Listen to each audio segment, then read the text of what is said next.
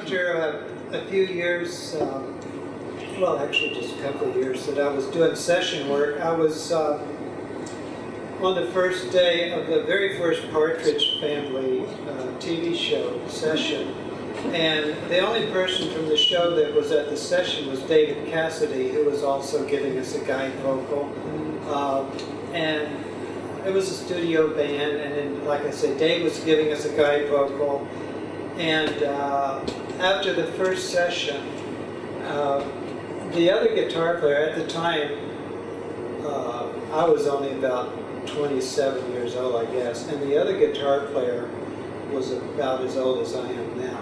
And I won't mention his name, but after the session, David Cassidy said, "Do you know any guy that, you know, like, could be the second guitar player that's more like your age and plays more your stuff?" And prior to that, I had been going down to this after hours club, and there was a young guy by the name of Larry Carlton. And I said, "Yeah, I know a guy that we could bring in."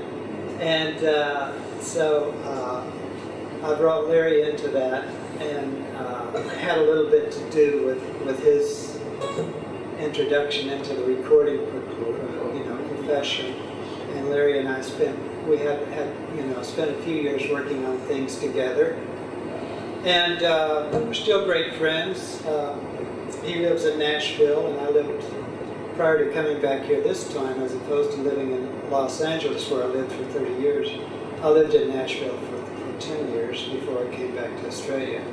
And anyway, we're gonna do a Larry Carlton tune for you, just a little bit of a tune called "The Smiles." Oh, that's great.